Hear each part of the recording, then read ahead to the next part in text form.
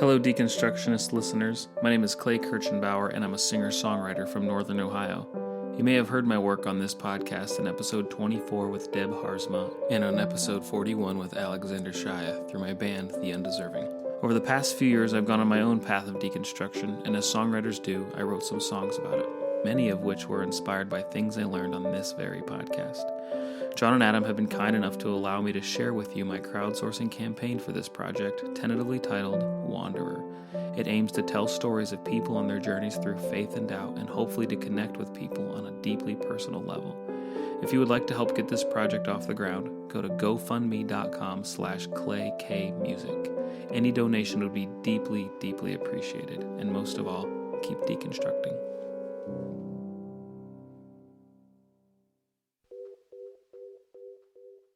It taught me something new, Really, sometimes all it's about is going out into the street where human beings are and holding up, blessed are the poor. People are hungry to hear that. It's not about anything more than that, and it's not about anything less than that.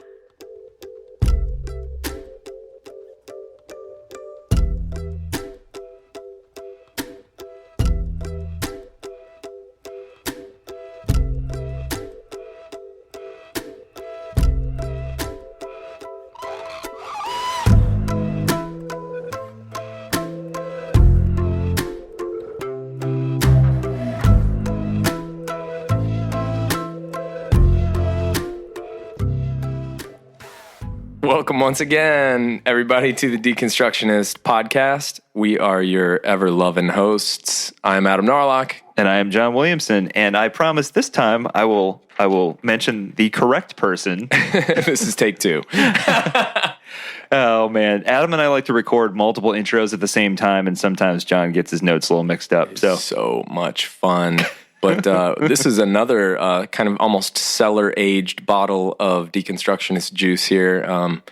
Almost want to throw our apologies out to this lovely lady because we've been sitting on this for some time now, and it's I guess it hasn't been that long. Not too bad. But this is, if you love cutting wit and a warm heart and beautiful scholarship and somebody that writes straight to the heart of what's going on, our very own sort of new Phyllis Tickle in a lot of ways. Oh, yeah. Here we have, who do we got, John? Who do we got? We have Diana Butler Bass. It's so much fun to say Diana Butler Bass. We can't put freaking in the middle again. We ran into this problem with Glennon. What if we did like too many names? Freaking Diana, freaking Butler, freaking Bass. Because this was so good. This is another one where she just put out I think it was the paperback version of a book that came out a year ago. And it's a book that Adam and I were just like, wow, way to just nail everything that's going on right now, especially within the church. But she is an author, a speaker, a scholar specializing in American religion and culture. She's another one of those just impressive credential types. She's got her PhD in religious studies from Duke University, and she's got 9 different books out, including Grounded.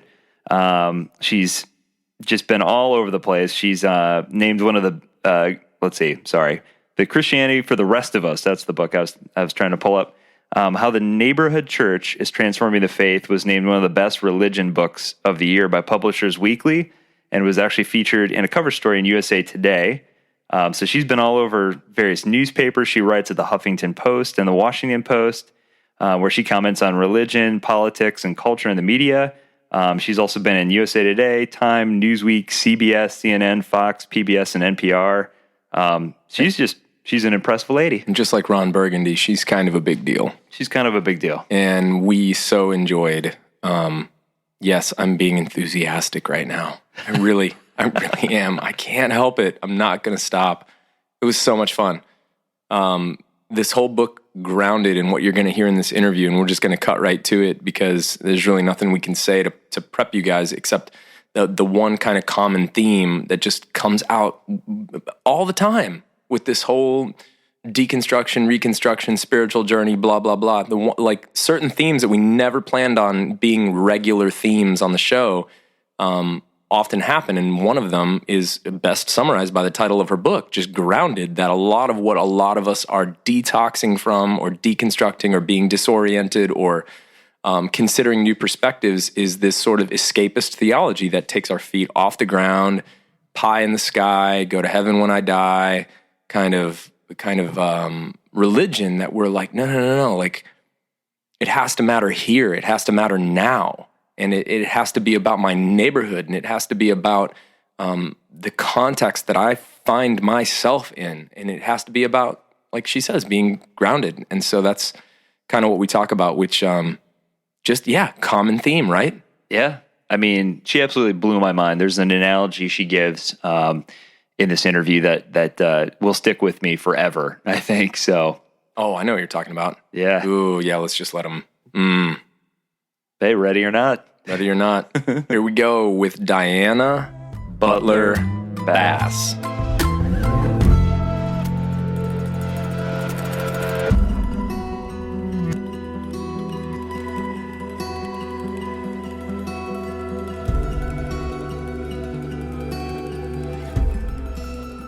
All right, well, Diana Butler Bass, man, I don't know how it took us so darn long to get you on here with us, but we are really, really excited. There's a lot to talk about, obviously, with everything that's going on in your work and the climate of the day. Thank you so much for being with us here on the Deconstructionist Podcast. It's hard to resist being on a podcast called Deconstructionist Podcast. It's like, let's take it apart and put it back together again. I'm all about this. That's awesome. That is awesome. We use that. We use that to catch people. So it's done us good. Yeah, actually. Yeah, it really served us has. well. We're like blind squirrels that found that nut. We're like, we didn't even know that was going to be a thing. So I think the best way to kick this off really is, we're coming up on the 1 year anniversary of your book Grounded. It's coming out in paperback soon. And Adam and I have just really enjoyed reading this book. I think it touches on a lot of the topics and a lot of the questions that we've had, that a lot of our listeners, I think, share with us, and kind of this growing pain type of situation that the church seems to have been going through, at least for the last 10 years, depending on who you ask. And I think it's interesting that on this anniversary, your book seems more applicable now more than ever based off of the current climate and things that we're going through. How do you see your work in this book providing almost a guide for people currently? It's funny when you write a book, and you know the climate that you're writing it in, and you sort of know what's going on in your own life, but you never know where it's going to land because you can't tell what's going to happen in a year or a year and a half. So when I wrote Grounded, what I knew about myself is that I was feeling kind of dislocated. Although I had been in my younger adult life very much part of the evangelical community. By the time I was about 30, I had really left conservative evangelicalism behind and embraced a more liberal kind of Christianity in mainline Protestantism in the Episcopal Church. And so from the time I was 30 till around 50, so 20 years, 2 decades, that really worked for me. But then I got to be my early 50s, and I felt like things were really shifting again. And so my sense of dislocation was coming from questioning my sort of whole vision of how I understood God and where the church had fit in my life over 30 or so years. So the book Grounded came out of that sense of not feeling like I knew the ground under my own feet. Yeah, and I know that a lot of people feel that way. It almost doesn't matter if you're like an evangelical feeling that, or if you're a Roman Catholic feeling that, or if you're a liberal Protestant feeling that. I think we're all kind of like, what's going on? Yeah. Why don't I feel at home? And for me, as I wrote Grounded, the answer began to come clearer, and that is I realized that I was sort of deeply influenced, far more influenced than I had ever suspected around what I would consider now to be a very faulty view of God. And that view, even though I sort of would poo-poo it or maybe sort of technically felt I had, rejected it, was a view of a God who was, sort of like a divine being sitting far off in heaven in the clouds and who was above, sort of everything here on the earth. And the relocation of my own spiritual life and the relocation of my soul was related into a sense of powerful discovery of God who is here with us, Yes. and who is in the world of nature that we inhabit, and who is in the world of neighborliness in which we make our communities, and to really challenge myself to find a sense of the sacred, to find a sense of God's own personness, if we want to use that term, in and with us here in the world. And so Grounded is my radical sort of rediscovery of something that I thought I had rejected, that distant God. And I had always really trusted, this kind of idea of God with us. I sort of mimicked those words. But to really find that deeply and profoundly and understand its radical implications for my own life. And so that's what Grounded is about. Yeah, and there's so many things that we're obviously going to be able to get into talking about here. We didn't know this when we started the show, but I think that it became obvious pretty quickly in some of even the most early interviews and conversations that John and I had that there was this sort of disconnectedness, like you call it, a dislocation, and that what we were actually looking for was, like your book title, to be more grounded in something, that everything that our theology and our view of the world, view of God, view of spirituality had been up to that point was very sort of escapist and very detached. And that's right. And a lot of these authors and people that we're stumbling across, that we're finding so much resonance with, like yourself, bring us back to dirt and earth and flesh and blood and bone and community and now. And it's really, really wonderful. I've heard you talk about I think you just kind of touched on it using different language, but you talk about your different conversions. So like you said early on, I think that language and that experience is so pertinent to this discussion because I think so many of us are wondering what's happening to us. And as somebody that's been through some different aspects of that, I was wondering if you could elaborate a little bit about what you mean by having these different kind of conversions and maybe speak to the place that a lot of our listeners and ourselves find ourselves in. I was born and baptized into the Methodist tradition, and I was born in 1959, so that was a long time ago. And I was raised in the Methodist Church, and I was definitely raised with this idea that there was a grandfatherly God who sat in heaven on a throne, and that one day after I died, I got to meet God face to face. And so there was this very strong image of God. And also the Methodists, at the same time of having that idea of a distant God, a detached sort of God, we also thought that Jesus was our friend. And so there was so there's this warmth in the Methodist tradition that comes out of John Wesley's own experience, that John Wesley, when he had his conversion experience, felt his heart strangely warmed. And so we always thought Jesus was like the friendly part of God, but yet God the Father, way up there. And we had no idea what to make of the Holy Spirit.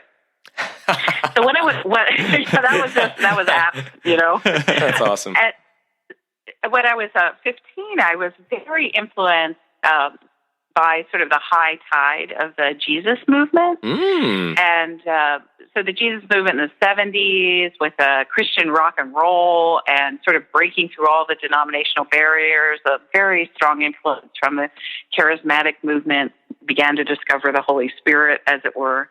And so I had a conversion experience from my childhood Methodism, which was mostly about this distant God and the nice Jesus, about being nice to other people. Mm-hmm. And then I encountered this sort of radically interesting, very life-giving sort of form of Protestantism that was cool. Yeah.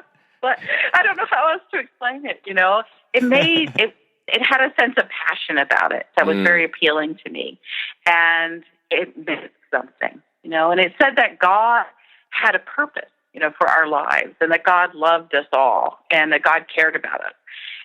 And so I became an evangelical. I went to a Bible church. I went to an evangelical college. And when I was sort of in that mode, my first encounter with evangelicalism was of a very intimate, sort of passionate God. But then I found out it was about the inerrancy of Scripture and women having only one place, and that was underneath men. Yeah. Yep. And it's like, what? And, like, wait a minute. Yeah, somebody forgot to tell me the doctrinal part of it all. Right. When I came in the door, and so it was like, well, as folks started telling me all this stuff that I was supposed to believe, I kept saying things like, well, wait a second. Well, what about Jesus? What about the Holy Spirit? What about the God who has enlivened my heart and given me something to do for God that's great in the world? Oh, that's okay, but make sure that you have a literal interpretation of Scripture. Yeah. Yep. And that was the part that increasingly just became very distasteful to me, particularly around issues related to gender. But it was a lot of other stuff, too. I mean, there were things that were just absolutely unbelievable, about science, and certainly the lengths that people in my evangelical college would go to try to reconcile parts of Scripture which were actually at odds with each other, Yep. or the ways in which they ignored certain Scriptures that they didn't like. Yeah. And so I found that to be very confusing and intellectually not terribly credible. And that meant that I was sort of open for other options. And so by the time I was in my mid to late 20s, I had really kind of left kind of evangelicalism behind and joined an Episcopal church.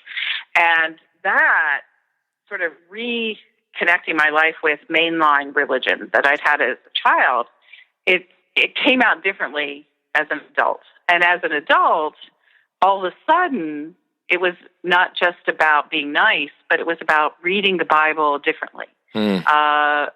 Not leaving one's brain at the door when one came to worship. It was about a sort of a re-engagement with these beautiful ancient traditions of liturgy and hymnody that have been passed down over 1,000 years or 500 years.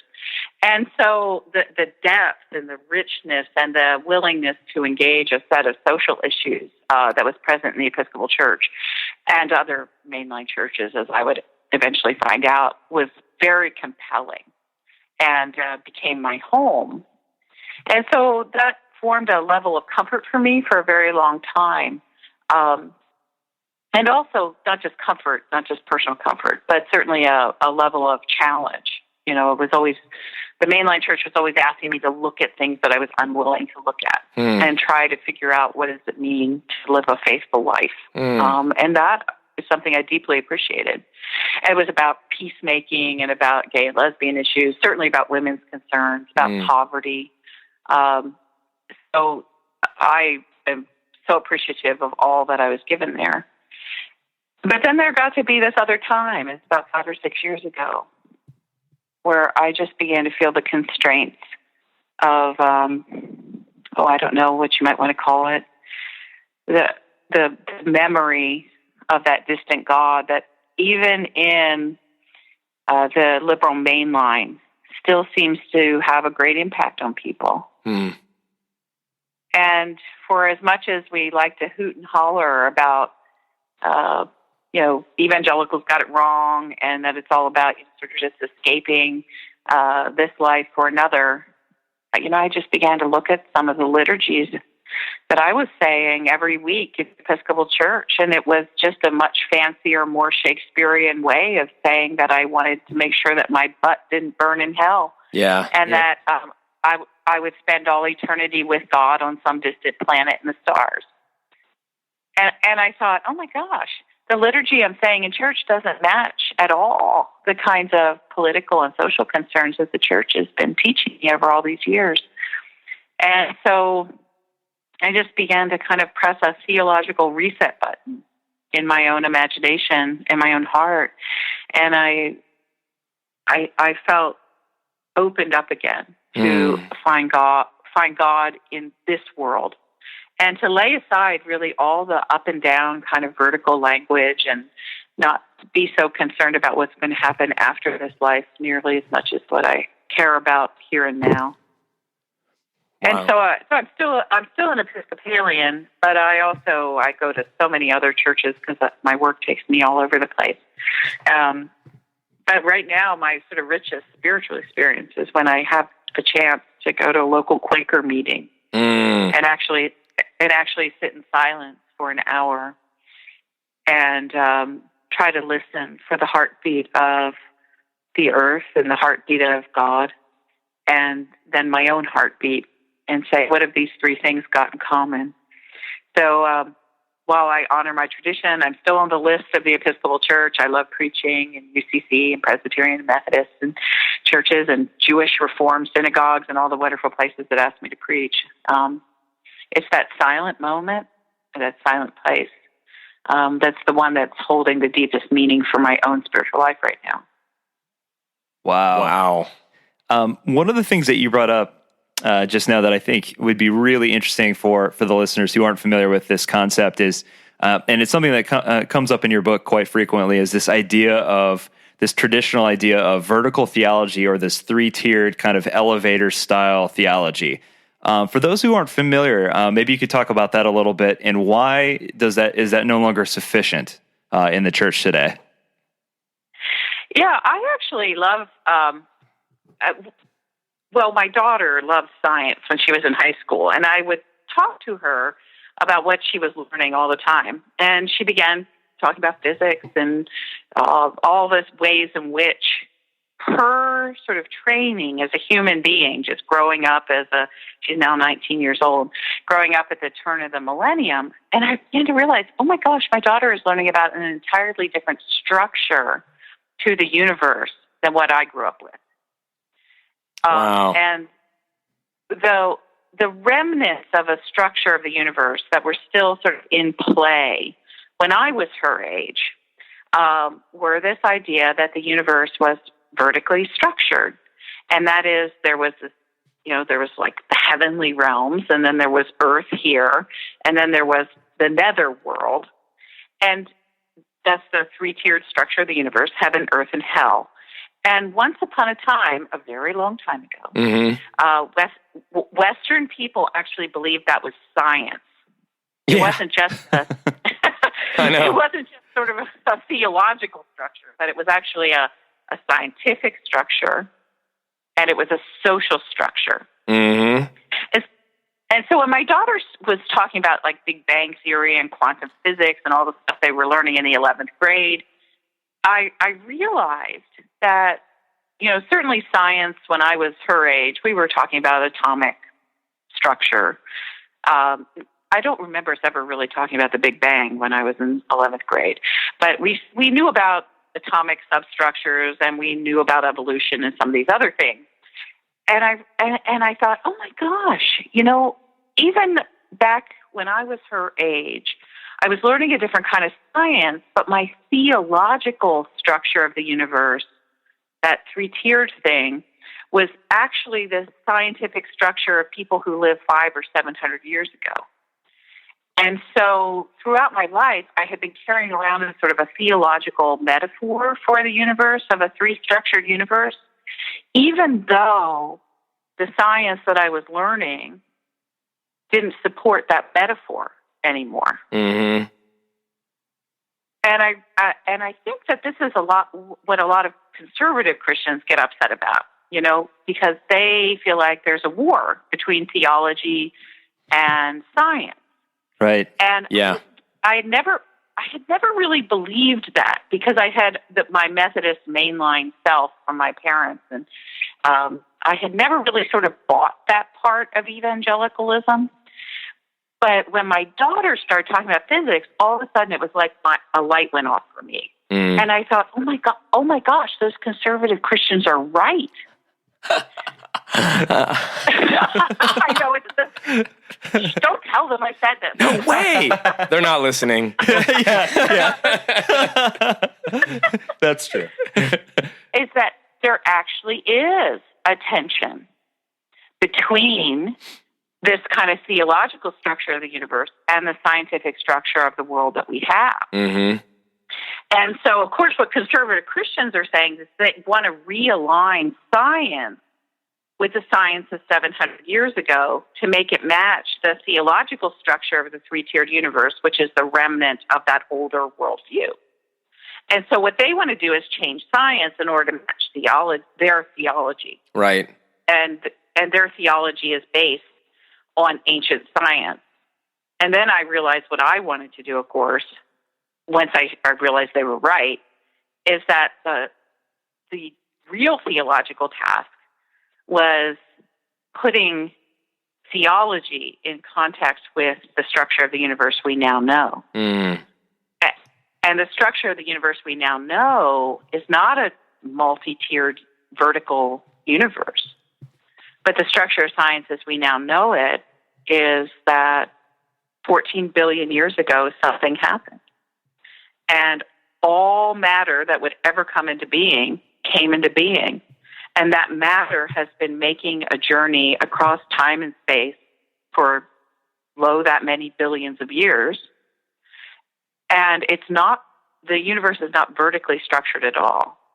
It's structured along a plane or a set of planes or a dimension and a set of dimensions across time and space, where there is no up and down. There's only the quantum horizon. Dude. There's only the edge of all of that matter. And so there's a beginning edge, which is more than 14 billion years ago.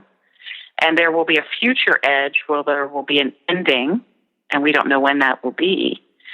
But that's what we have. The structure of the universe is along planes of time and space that move towards the edge of the beginning and the end.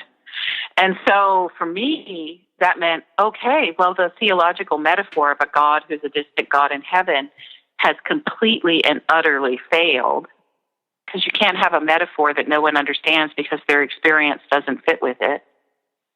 And so do we have a new set of metaphors to explain the presence of God, wonder, the sacred, all? And can we begin the journey of rethinking our spiritual lives and our theological structures within this new understanding of the universe? And there's lots of wonderful, amazing people who are doing that, and I just understand deeply now that part of my vocation is helping all that make sense. Along with these other really, extraordinary theologians and philosophers and poets and hymn writers and all the people who are engaged in this amazing task to create a kind of coherence in our lives and our experiences and the theological traditions we've inherited. That is so good, Diana. It reminds me a little bit of something that Krista Tippett said when she was on our show.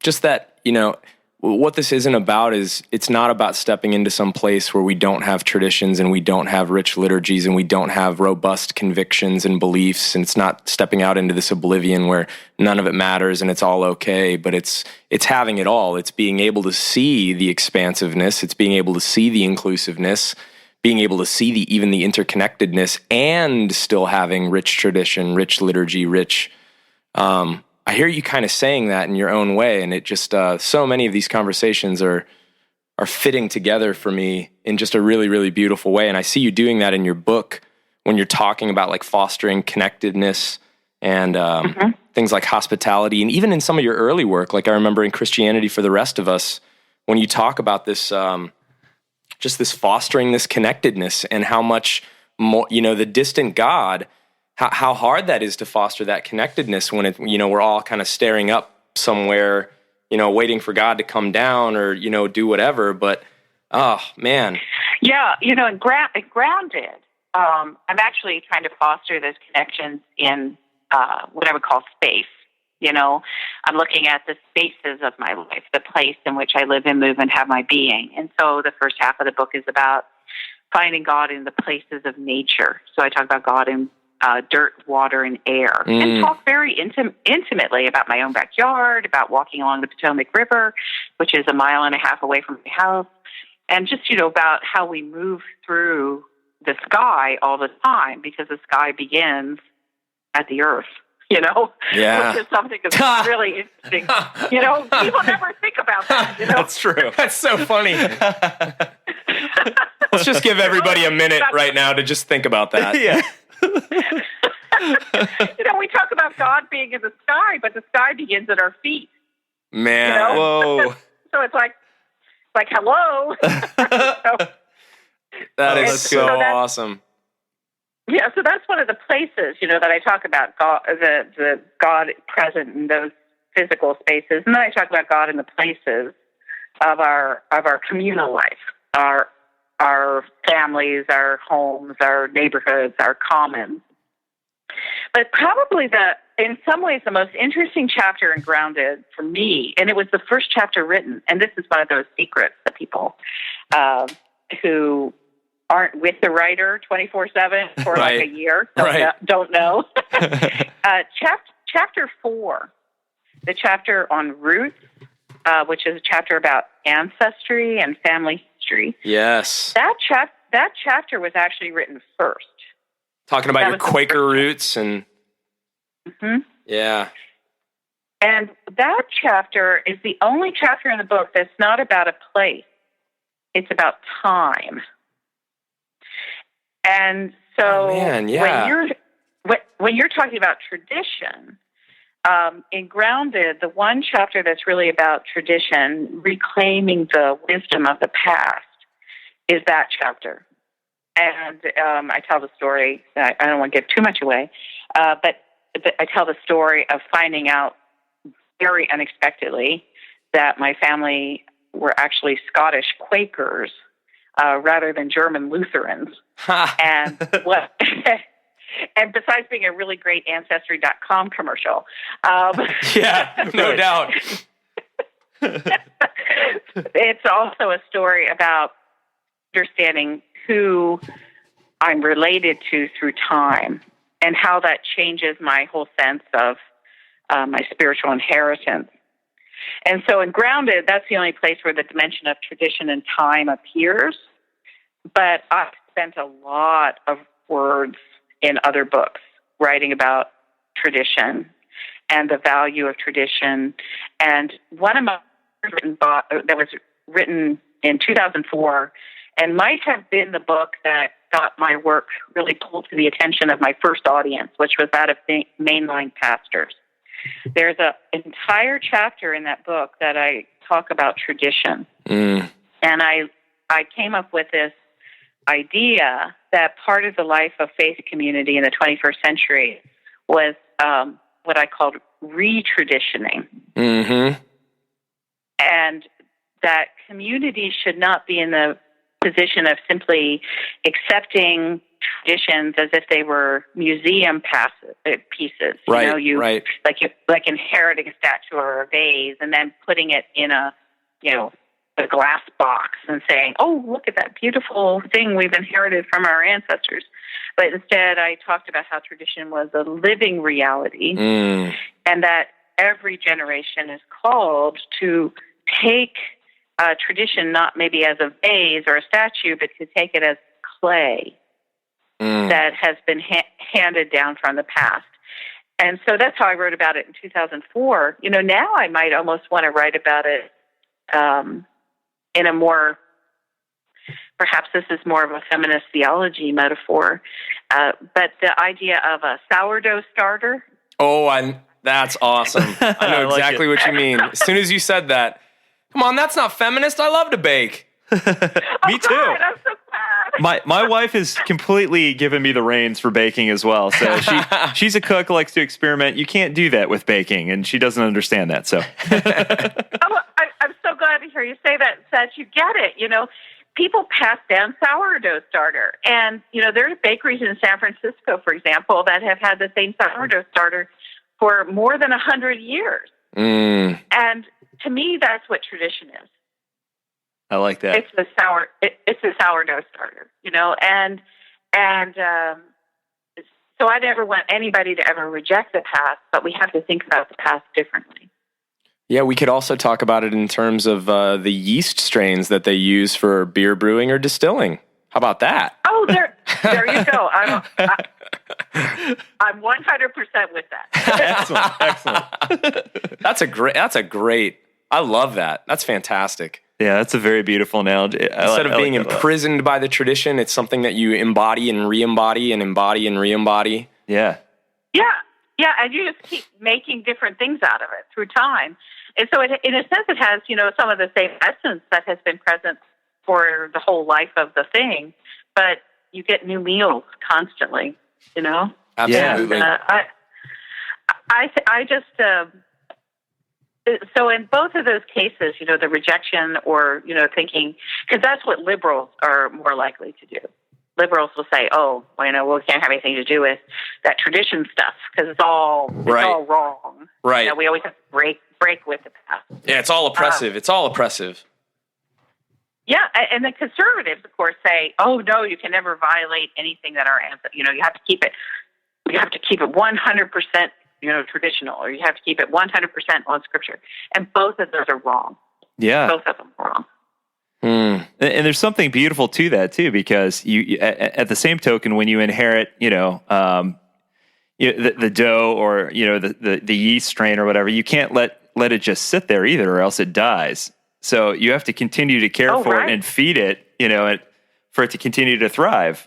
Oh, I was just going to say, to me, that's what all of the great world's religions are like at their very best. Yes. That they are these bodies of living wisdom and these bodies of what I would call flexible practice that keep getting handed on.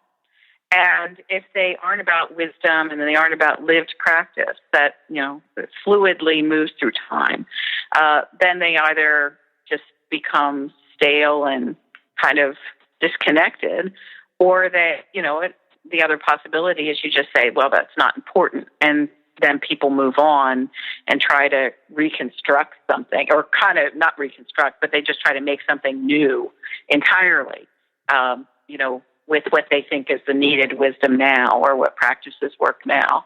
And so I think of that wisdom and spiritual practices are, in a sense, very much the yeast strain or the sourdough starter. And I think that this is just a terrific set of metaphors, and obviously they make sense to us in our lives where we are in this conversation. And so that means that these are good. This is a good way of engaging this kind of conversation to help it make sense to people's experience. Absolutely. So good. And I think actually that kind of flows into my next question pretty well. One of the sections of the beginning of Grounded that really struck me, you had some statistics at the very beginning that really kind of, I had seen similar statistics before, but I don't know, maybe I just didn't really sit down and process it, but it just kind of blew me away. And just to list a couple of them, you say almost 1 in 4 Americans no longer identify with any particular religious tradition. 1 in 3 when talking about Americans under the age of 30. These numbers you mentioned are even higher in Europe. And the most interesting statistic is the sheer number of people who are leaving religion every single year. Yeah. And I tell Adam and I talk about this all the time. We wouldn't have a podcast if it wasn't for this huge group of almost disenfranchised former religious folks who, for whatever reason, just feel like this glove just doesn't fit anymore for some reason. And they're spiritually curious. They're looking for something. And I think you kind of talk about something in a way that like Phyllis Tickle talked about years ago in some of her books, just this new kind of I guess it kind of started with the emergent church, but, that kind of movement, but almost this new revolution within the church. Is that what you see happening? And what do you think the church can do as a whole to kind of offer something tangible to these people who are just, the old style denominationalism isn't working anymore? Aren't those statistics something though? I mean, and that's just exactly right. 1 in 4 Americans are unaffiliated. If you look under 30, it's 1 in 3. And I think the number that you were reaching for, it's roughly 700,000 Americans a year are leaving behind their birth religions or religions that they adopted, somewhere along the line, in order to become nothing. Wow. Or none of the above. Yeah, it's huge. And I'm not sure the statistics are going to change anytime soon. I think that we're in this for a while. Yeah. So what needs to happen? Well, certainly one of the things we're seeing is still a massive amount of denial by denominations and even independent congregations. Yep. I don't see a lot of the mega churches even engaging in a conversation like this at all. And when you go to most mega churches, even, you don't encounter the same number of young adults that you once did. No. Is that the average age in mega churches now is about 55. I believe that. And the average, it's an aging demographic. And then the mainline congregations, I think the average age is 62. And so that's a significantly aging demographic. And so I have to say then, well, is there any hope for any kind of organized or institutionalized forms of religion? And the answer at this point is, I just don't know. I once had a lot more confidence that religious institutions would be able to adjust to this kind of what I think it's a huge cultural critique. Yep. It's almost like these people are pointing at church and saying, please do something or we're going to leave. Yes. And the churches just sort of have said, oh no, you'll come back once you get married and have children. Yeah. Yeah. And Diana, if they are talking about it, and I can say this because I'm a pastor of an evangelical church, I'm glad they still let me do it. Right. If they are talking about it, they're shaming it. Right. That's right. And I have stood in rooms. Again, most of my sort of physical audience has, to this point, been moderate to liberal Protestants. I have stood in rooms where I have begged people to stop saying bad things about the young adults who are leaving the church. I said, they have a legitimate critique, and you're not listening to them. And people say, oh, no, once they grow up, they'll see things the way we see it, and they'll all come back. And I will just stand there and I would say, don't you understand how that is? You're actually treating these human beings who can think for themselves as if they're less than, just because they're younger than you.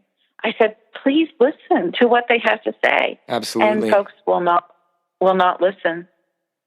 Well, No. you completely just answered, flowed into the next question I had, which is that I think that's a huge point, because a lot of the people who follow our podcast and follow similar podcasts to what we're doing are immediately attacked by more of the traditional conservative side of Christianity as just being a bunch of liberal hippie, church hopping, religious nomads. Mm-hmm. And I think that sells them very short. I think these are people who are spiritually hungry and who are intelligent and well read and well educated, and they're looking for something that just hasn't been provided so far.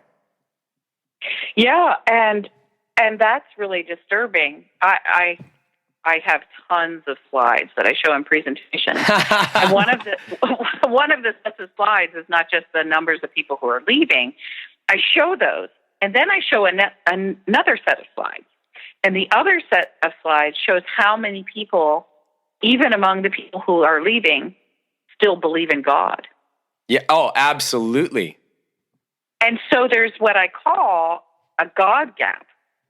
And you have millennials, for example, who only about, oh gosh, what is it? There's 30, the last number I saw about millennials is 36% of them are religiously unaffiliated. And about, I think it was 25% are white Christians. About 10% of those people are Christians of color. And then the rest are other world religions. Okay, so you have almost 40% of the generation who is now religiously floating in terms of their identity. But 80% of those same people still say they believe in God. Yeah, absolutely. And so that's a huge gap. And it's like, well, that's not their problem. That appears to be the problem of the religious. Mm-hmm. Yeah. Yep. And you go in and you then further ask millennials who have left religion behind, why have you left it? And Public Religion Research just recently did a survey on this, which I thought was absolutely fascinating. 60% of the people who have left the religion of their youth say they've left it because they can no longer believe what the religion teaches. Wow. And so whether some of those people, of course, might have been Jews who have left, some are liberal Protestants, some are evangelical Protestants, some are Catholic, some might be Muslims. But it appears that whatever they were, it does seem to have something to do with how all of those religions are teaching about God. Aren't those statistics incredible? They're incredible. I mean, I'm just sitting here thinking about how many of them, I think, and this is more of an intuition, I haven't read any stats on this, but how many of them would be willing to stay if they just saw any effort being made toward that at all? Like, I feel like they'd be very gracious and generous. It's like, just try a little. Just right. try a little. Mm-hmm. Yeah, I think so as well. And I think what's happening that's so fascinating is that people are, they're searching for these new connections, and they're not antagonistic in certain ways. No. There's a growth of atheism in the United States, and I can understand that. I have amazing conversations all the time with atheists and post-theists that I have, and humanists who I have intense respect for. But for example, the hunger I think there is to connect with religion. Mm-hmm. I was this past Saturday a week ago, so now people can sort of spot when we did this recording. Saturday a week ago, I was at the Women's March in Washington, D.C., right after the inauguration. Yes, girl. I was following you on social media. I saw you. Yeah, I was there, and I was tweeting it, and I was putting it up on Facebook and stuff. And I didn't really have a group to go with, so I connected up with a group of friends of mine who are mostly women who are clergy, and there are a couple writers also in this group. And we decided that we would meet up at the march and that some people would bring signs, etc. Well, I got there first, and boy, it was amazing, how huge the crowds were. And I was feeling like no one would ever find me who were my friends. But eventually they found me, and we were in front of, we met up in front of the American Indian History Museum in Washington, which is part of the Smithsonian. And, excuse me, my voice is a little stale. I just got back from Denver, so I've got sort of Denver dry throat. So outside of the American History Museum, there's a kind of water feature, which looks like a kind of a river. And around that, there are all these rocks. And so the outside of the museum has this little bit of an edge of looking like a Western landscape. Mm-hmm. And that's where my friends eventually found me. So I'm standing there in my little pink hat, and my friends come running up, and they have all these signs. And I said, "Oh, what did you put on the signs?" And so I start looking at them, and these young, most clergy women, mostly in their 30s, had signs that said things like, "Blessed are the poor, blessed are the peacemakers." Oh my gosh, they had put the Beatitudes on the signs. and made a different sign for each one of the Beatitudes. And then they added some kind of contemporary Beatitudes. And so not only did we have blessed are the poor, but we had blessed are the uninsured. Blessed are the immigrants. Blessed are the indigenous. Blessed are the immigrants. Blessed are the LGBTQ. And so we had this sort of mixture of these contemporary and the traditional Beatitudes. Well, as the crowds built up, we got more and more sort of shrunk into this little tiny group, and we're kind of holding our signs down really low. And so finally, one of the women in the group said, let's climb the rocks. And so we scurried up these rocks, and we're standing above the crowd on this little mound, and we were holding up these signs of the Beatitudes. And as people filed by this particular location in the march, they started cheering the Beatitudes. Wow. Man. And so here's this crowd of old women and young women and white women and Asian women and black women, Hispanic women. There were Native American women. All of these people, and a few men thrown in, who were going by, and when they saw signs, they would call out things like, "Yes, the poor are blessed." And they would say, "Blessed are the indigenous," and so they were cheering our signs. Wow. And I was standing there, and all of a sudden, certainly the Beatitudes came alive for me in this entirely different way, because the Beatitudes come from the Sermon on the Mount. And we were standing up on a bunch of rocks holding up the signs. And I realized the power of how Jesus must have sounded standing up there on that hillside to that crowd, that sea of humanity just drifting by. Blessed are the poor. It wasn't a comforting little thing. He was shouting at the top of his lungs so the crowd could hear. And the summary of the Beatitudes is really, blessed are all of you who are the victims of empire. Yeah. Yes. God favors all of you who are outcasts, who feel silent, who have no voice. And there we were, just holding up those signs. And the crowd was cheering us. And then people start saying things like, "So glad the church is here. Jesus rocks." Oh, wow. And he really does. Yeah, and they were coming up to us and they were asking us to pray for them. And I thought to myself, and churches are in decline. Yeah. And yet here we are standing in the middle of a crowd of the most socially liberal, supposedly secular people in America protesting the inauguration of Donald Trump. And they're cheering the Beatitudes. Oh, that was church. That was church. Don't say a word, no, don't tell another. Just one little white lie won't hurt ya. Keep it a secret and you'll feel better. No one has to know. Told me to go away, then you came crawling. Diana Butler Bass drops the mic on the Deconstructionist podcast. I don't even know what to say after that. Oh, man. Oh. Yeah. Well, it taught me. And if we can't get that, if Christian people can't get that into their brains, and of course for Jews, it's about holding up a sign about, love God and love your neighbor.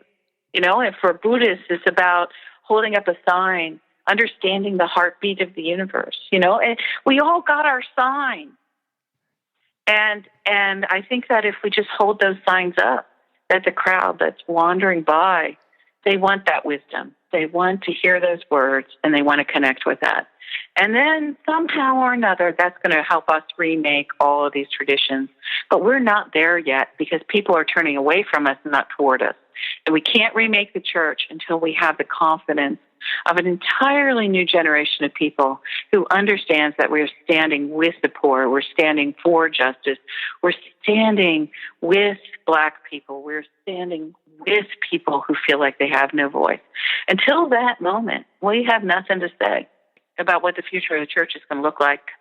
But once that trust is regained, once we understand the power of our own wisdom, then something new will be born. But we might be trying to push it too fast. You're I think right. just right now, it's just about holding up the sign. Yeah. That's so good. That is so good. I think so many of our listeners, I think this ties really well into something else we could talk about before. I think John's got one or two more questions for you, but so many of our listeners are experiencing what we've been talking about for the last 45 minutes or so. They're experiencing this, the disconnectedness, the dislocation that you felt, the leaving, the feeling guilty and ashamed of that, either by their family or their friends or their previous denominations or whatever. And they're experiencing this, we call it a deconstruction, but you can call it whatever you want, this feeling of homelessness. And I wonder how might the conversation we just had about that's what potentially the church could look like, how these two things might fit into a conversation about what is this Christianity after religion kind of look like? Let's talk a little bit about that, because so many of our listeners have left a place, but they still feel in their heart of hearts Christian, but they're not exactly sure even what that is anymore. So Yeah. let's talk a little bit about that. What are your thoughts on this Christianity that we still have after we've left religion? I think that's what I was trying to outline in Grounded. Yeah. Sort of what it looked like for me, and I say it in Grounded in a very non-technical way, because one of the things I'm always trying to do is I'm not writing books just for Christian theologians or just for pastors. Right. I'm writing books for people who would come into Barnes and Noble who would feel, some affinity with Christianity and yet still feel kind of lost. And Yeah. I think that, that's what I'm trying to do, right towards the public square, as it were, Yes. of faith. In Grounded, I talk about this reconnection with neighbor and nature. And the theological piece for me that was present there is the idea of the incarnation. Yes. And I think that so much of the Christianity that we know has spent time emphasizing the resurrection. And when we emphasize the resurrection, we are emphasizing really the absence of Jesus from the world. And so I thought back on my own experience, and I'm not even sure I actually wrote this down in the book, but it certainly was part of my process as I was working on the book. I'm going to be 58 next month, and I've gone to church almost my entire life. And I thought about the thousands of sermons I have heard on the resurrection. Yeah. And then I realized that in comparison, I had probably heard less than 100 sermons on the incarnation. Yeah. And I have even heard, and most of those sermons have come on Christmas morning. Yep. Or Christmas Eve. And so, but I have even heard sermons on Christmas that say things like, Jesus was born so that he could be killed, that he might be raised from the dead, and you would go to heaven and be saved. And that is a complete corruption of the gospel. It is. It absolutely is. And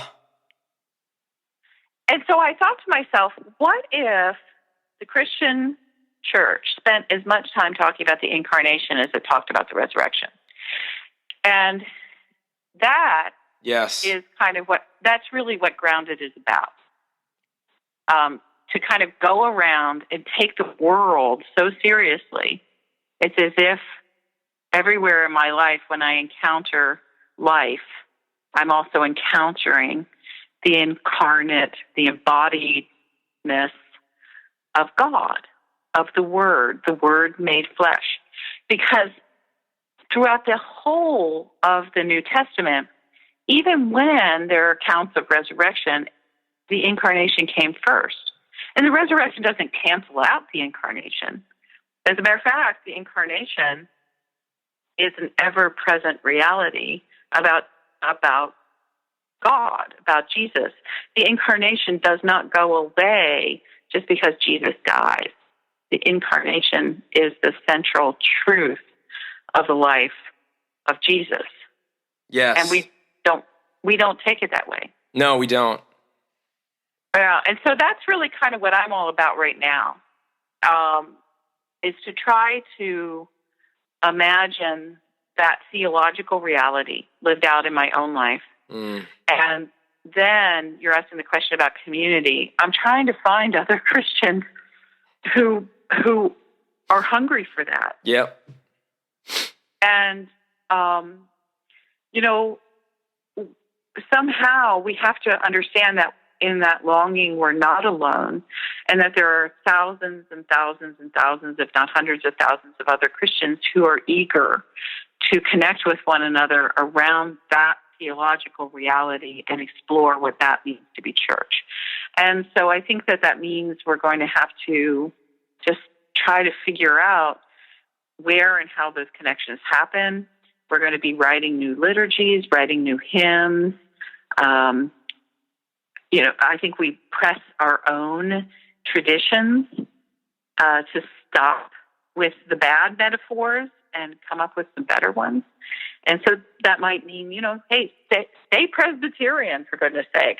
But make sure that the Presbyterian Church understands that there have to be new pathways of liturgy and new pathways of hymnody and new pathways of preaching and new ways of gathering. And you're going to stick with them and make that happen. And you're not going to be colonized by the older stuff, but you're going to press and press and press. And this is happening. There's a movement within Lutheranism that I'm sort of fascinated by. It's mostly young adults, and it's about decolonizing Lutheranism.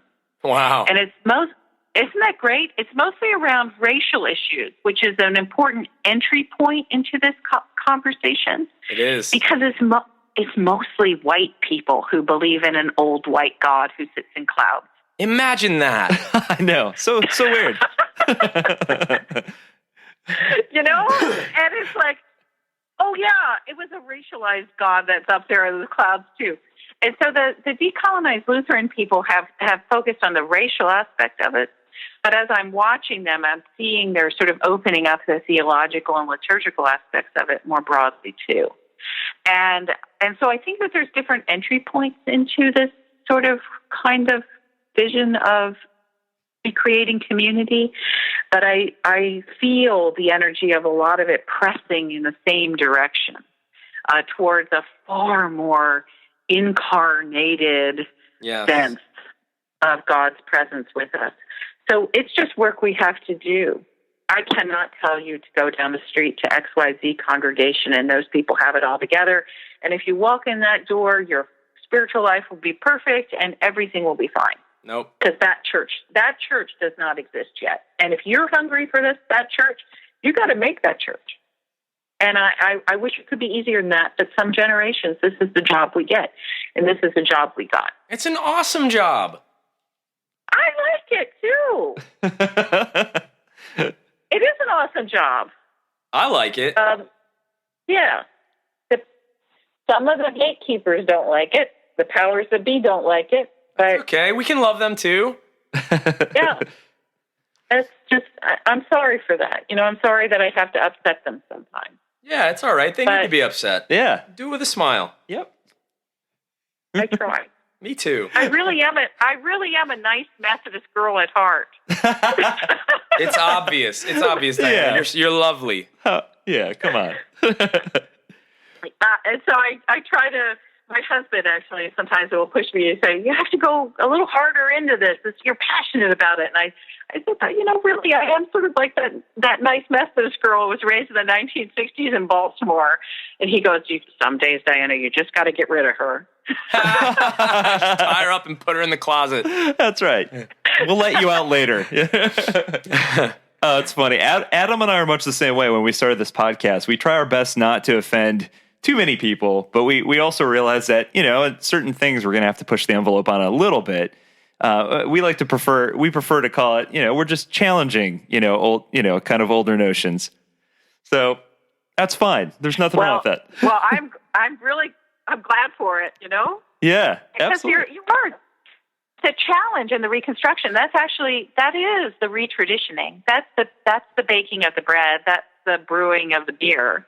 You have to take apart the old thing. You say the old recipe doesn't work, and then you say, well, let's cook something new here. And so both of those are part of this living kind of process of making sure that the wisdom moves into the future and doesn't just get locked in some museum somewhere. Some guy somewhere said something like Semper Reformata. I mean, I don't know.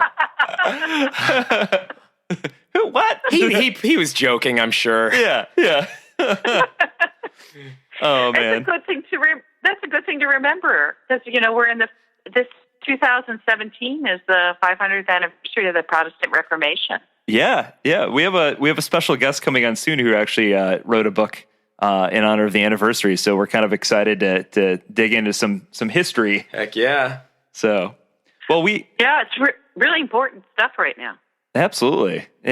Timely, very timely, I think. But we have one question left for you, and then we definitely have to talk about this new book that you're working on. So, but before we get to that, one of the stories early on in Grounded that I thought was really interesting because it immediately brought to mind some moments within the Old Testament, and the thing is that you tell the story that I thought was really neat about how you lived in the country originally, you moved to the city, and you attend this church in the city for so long, and then you move back to the country, and it's too far to drive to go to the church that you were comfortable in and that you were used to. And you mentioned in the book, there's this quote where you say you always had believed that God lived in that building. And I couldn't help but think back to the destruction of the temple and these ancient Jewish people who were like, oh no, like God lives in there. And what are we going to do now that the temple's destroyed? And again, your story today about marching in the streets and having these signs with the Beatitudes on them, it just keeps making me think about how I think current Christians know this, that God isn't bound behind some old stuffy wall somewhere, that God is out with the people, and that Jesus was a street preacher. I mean, Jesus would have been on the streets with the homeless man and the minorities and for the people, and yet, it still seems like this is a lesson we're still learning, the idea that God is present in all things. And maybe it has to do with the fact that we've kind of bought into this consumeristic kind of business model for church, at least in the West. And maybe, do you think, is that the reason that we're still arguing about things like, maybe it's a good idea to take care of the planet, or maybe we should take care of minorities or people who are being taken advantage of, Yeah, I think it's fascinating. We do get our, what I would call our spiritual attention redirected towards what is, I think, easy. Yeah. Yes. And in a very real sense, that childhood church that I grew up in, it was kind of a beautiful world in some senses, and it was a comforting world, and it was a close world. Everyone knew one another. And it was a world where it was easy to figure out. It was easy to figure out who was the pastor. It was easy to figure out that Jesus was nice. It was easy to figure out that we were supposed to do good things for people we liked. There was a level of ease about it. Yeah, absolutely. But, the biblical account certainly is not about that. No. Not so easy. There is actually a story that was in Grounded, but got edited out. And I'm really sorry that this one story got edited out. It goes right to your question. And when I was first starting to write the book, I did some of the laying out of the narrative and the themes of the book when I was on a retreat in the mountains of Wyoming. So I was up in this amazing place with a lake and the mountains and hiking and working on my book. And it was, it was unspeakably beautiful. And I was feeling very much the sort of the power of, grounded and God with us. So I come home and I'm here in Washington, D.C., and I developed a case of writer's block. You know, I was like, oh my gosh, I don't know that I can write this book. I'm not hearing God as clearly as I was hearing God when I was up in the mountains. And so I thought, well, I need to go someplace and kind of, where I usually hear, you know, sort of the spiritual presence and kind of shake this loose. And so I thought, well, I think I'll drive up to the National Cathedral, because that's always been a very special place to me. So I got in my car, drove up to the Washington National Cathedral. You know, this huge, I think it's the second biggest church building in the United States. Sits up on this hill, towers above the city of Washington, D.C. And in the church, in the cathedral, there's a chapel, and it's called the Chapel of the Holy Spirit. And it's my favorite chapel in the whole of this gigantic building. And that's where I went. I thought, oh, if I'm going to hear God speak, it's going to be in the Chapel of the Holy Spirit. And so I go into the chapel, and I knelt by the altarpiece, which is this amazing Wyeth painting of these different doves representing the gifts of the Holy Spirit. And then there are these beautiful kind of late 19th century neo-romantic angels. And then in the center, there's this painting of Jesus, this glorious painting of Jesus, that's gold and white. And it's just like all about sort of glory and the power of the Spirit. And so I'm praying right at the base of this altar piece, and I'm praying, God, I need to hear your voice. What do you have to say to me? And I look up at this painting of Jesus, and I heard a voice. And the voice said, get me out of here. Oh. Yes. Why was that not in the book, Diana? Yeah, how could they cut that out? I don't know why my editor hates it all the time. And so I look up and I said, what did you say, God? And Jesus said it again, get me out of here. And Jesus said it to me 3 times, get me out of here. And I just went, oh my gosh. And I left the cathedral. Oh my gosh. And about a week later, I found myself writing down on a picnic bench by the river, not far away from my house. And that's when the book started really flowing. And I do write that part. I talk about writing by the river. Yeah. But it was, I took that same notebook to the Washington National Cathedral, and that's when Jesus said to me, get me out of here. And then I sat by the river, and the book flowed. And so, you know, I think that it isn't just the fact that young adults are not happy with the church right now. But I don't wonder if, just like in the Bible, in those times of exile, or the Tower of Babel story, or Babel, however you say that, when God actually destroys the building that they try to build up to heaven to reach God, that there aren't these times when God wants out of the building. Oh, man. Reminds me so much of like a Pete Rollins parable. He's got a couple that just really ring like that. But man, my mouth was hanging open so long that I was drooling on my notes here when you were telling that story.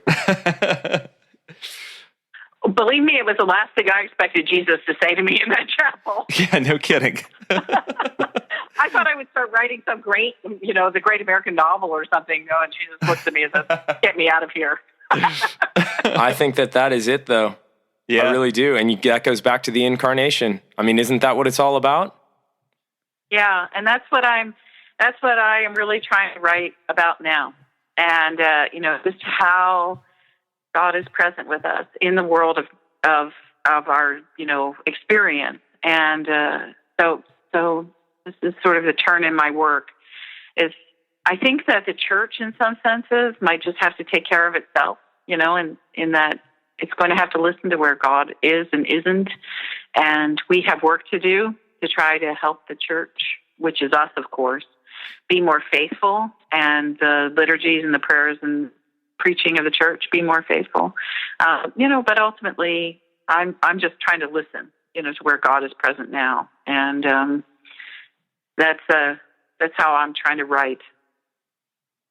Man, Well, we can't wait to hear more about that work. I think we're going to have to, when you get a little bit closer to publishing that, we're going to have a nice long conversation about it that we'll record for everyone to listen to. That's great, because actually the next book I was going to do a whole book on the fruit of the Spirit, and I thought that kind of works. Write a book called Grounded and then write a book called Fruitful.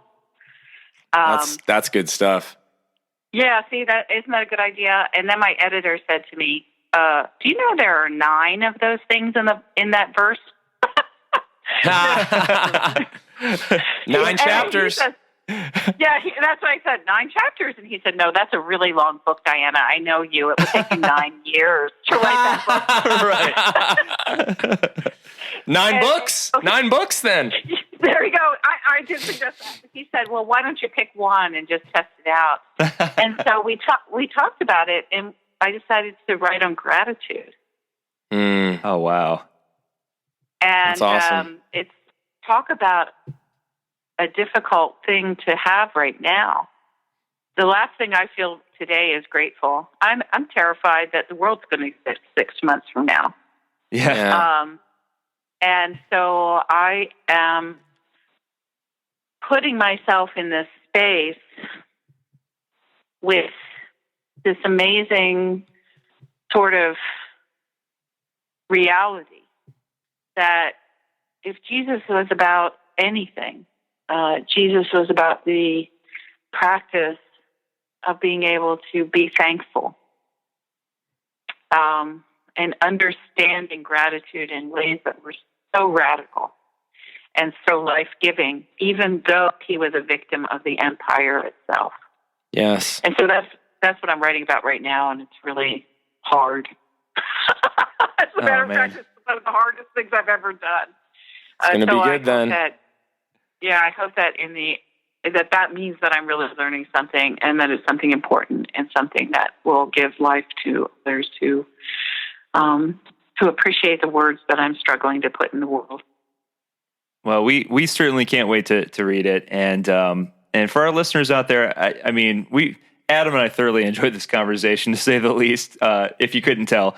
But where can our listeners go to get a copy? Like I said earlier in the show, your book Grounded is now in paperback. Where's the best place to get your book, and where's the best place for them to go to keep on top of what you're up to? Well, online booksellers are always great, and I'm happy to recommend those. But I also love to remind everyone that in almost every town in America, there's some independent bookseller who is struggling to keep his or her doors open. And so don't hesitate to call that person up and see if they can order books for you. It sometimes takes a little longer, and the response isn't quite as immediate. But you do a good turn for a good person if you buy books from somebody who's struggling to keep a small business open. So that's all. My books can be had through Amazon, Barnes & Noble, those the big guys, and the smaller family stores can get stuff for you too. Other than that, I can be found at my website, and you can follow me on Twitter. I am edgy on Twitter. Yeah, you are. Yep. That's why we follow you. A little inspirational as well as the edge. And I also have Facebook, a public Facebook page and a private one. And I'm sorry, the private one, Mark Zuckerberg won't let me have any more friends. So we'll start a petition. A request, you won't even reach me for that one. But there is a public Facebook page too that you can join in, and like I said, a website. So I'm online. I'm a real person. I'm a writer. Well, this has been beyond delightful, enriching, inspiring, thought-provoking. You've given us so much to think about and so much to go do. I think that a lot of this has been a call to action, and we appreciate that. So thank you for your passion. Thank you for your energy. Thank you for your edge. And thank you for doing what you do. Yeah, and I was going to say, real quick, I have to give a shout out to my dad. I'd be remiss if I didn't do that, because my dad actually, he's like, she'll never remember me. And I'm sure you wouldn't, because you do a lot of public speaking, but he actually met you some years ago when you spoke at Trinity Lutheran Seminary here in Columbus, Ohio. and has been a monster fan of yours for years. And so even before we started this podcast, your name has been in the back of my brain. And my dad's like, you have to talk to Diana Butler Bass. And so I know he'll be listening to this one for sure. Oh, I'm so glad to hear that. I remember that event at Trinity. That was lovely. I thought their chapel was beautiful, and the people that day were awesome. So I don't remember him per se necessarily, but I do remember being there and how good that community was. Oh, that's awesome. And you know what? That's kind of neat to me because my audience to this point has been a bit older, because it's mostly mainliners. And so most of the people who know my work are 50 and older, and that the son of one of the people who has been reading my books for a long time would be picking up my work now means a lot to me. And, that's great. And my daughter, who is a first-year student at UVA this year, she has actually never read anything her mother has written. How dare she? She just knows her mother, and she's heard me preach stuff, and she likes me, pretty well. But she's taking a class this semester at UVA called Spirituality in America, and she gets the syllabus. Oh my gosh! No! My books are on her syllabus. Yes. Poetic justice. Now, has she explained this to the professor yet? Well, the professor knows me, and he and I were laughing about it, and we just let her figure it out for herself. That's great. But it was just so funny because she started reading one of my books over Christmas, and so lunchtime we were talking about this, and she says, Mom, I started reading Christianity After Religion, and she said, it's really good. It's really good, Mom. A newfound respect, come holidays. And it was so great, though, because then she went on and she said, so she's 19, she said, you really are listening to my generation. Yes. And I went, well, I try. See, now you've got cool mom status now, so. Well, so I'm trying to not just write, for older mainline pastors and churchgoers. I'm really trying to write books that speak to the middle of where so many people are longing to be right now. And I don't know that age really makes a difference there. It doesn't. I think we're all feeling this. And so thank you very much for the time that you've given this. And thank you for reading my stuff. I really appreciate it. We're going to get you popular with the youngsters, Diana. Yeah. Well, all that does, I hope that keeps me young. That's the main thing. You're already young. Yes. You're already young. No, we absolutely love the book, and we could not wait to sit down and talk with you. And we just really appreciate you taking the time out of your schedule to sit down and talk with us. And I think you'll sell at least 5 to 6 more books after. Yeah. We've got a big fat crush on you, Diana. Yeah. Big fat crush on Diana Butler Bass right now. Oh, thanks. No, this is great. I look forward to someday meeting you in person, and I hope people will enjoy eavesdropping on our conversation. So thank you. Yes, absolutely. We can't wait to do it again when the new book comes out. And again, just thank you so much for your time, and we appreciate you. So people will be going out to get that book, I have a feeling.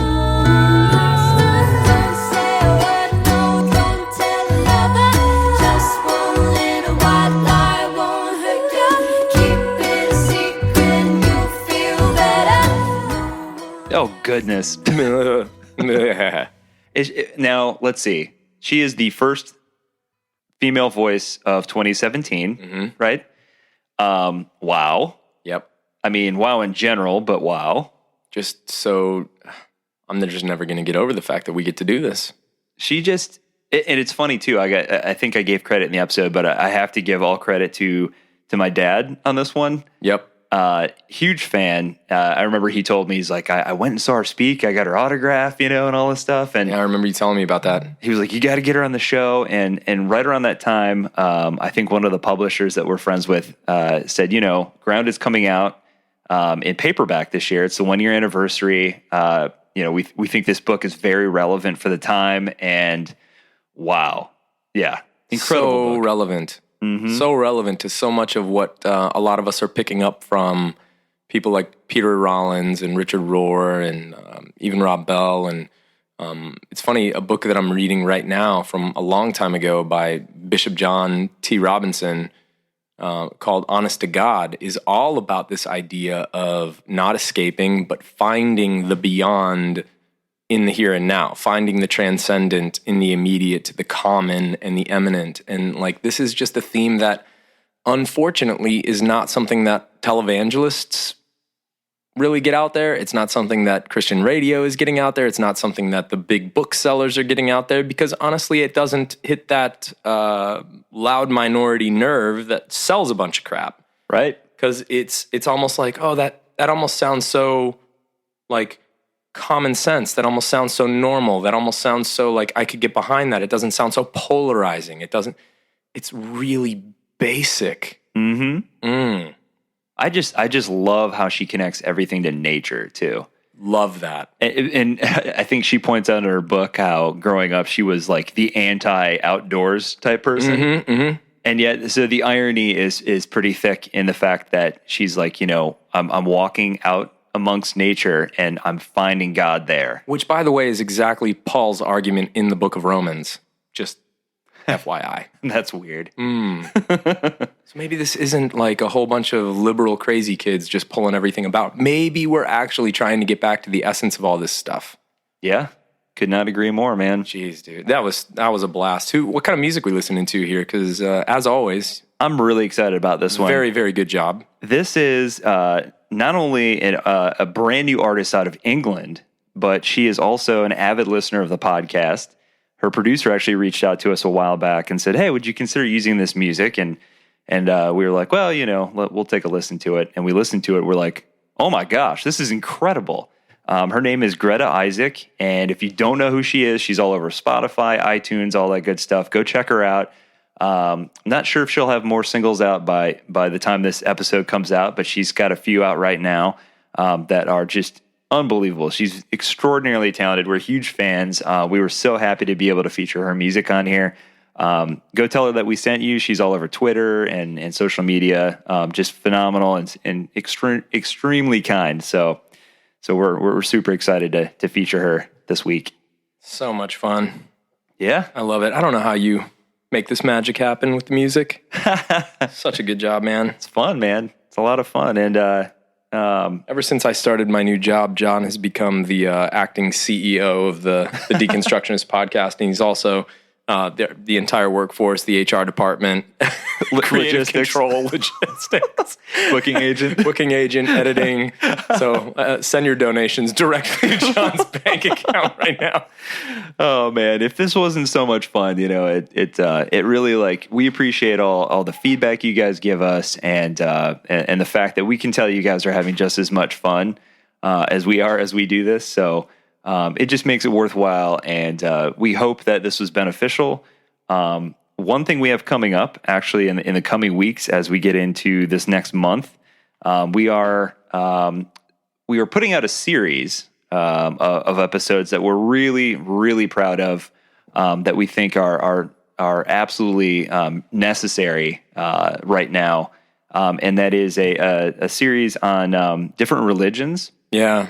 So we're going to be giving you a little taste. Obviously, in an hour, we can't, give you everything, but we're going to provide you guys with tons of resources that you can, books that you can go out and get, people that you can listen to. And we just think that dialogue with other religions, especially now, is just absolutely crucial. It's something that we should be doing, especially if you happen to be Christian and listening to this. It is absolutely necessary for us to not only listen, but engage in healthy dialogue with our brothers and sisters of other faiths, other traditions, other religions, however you want to put it.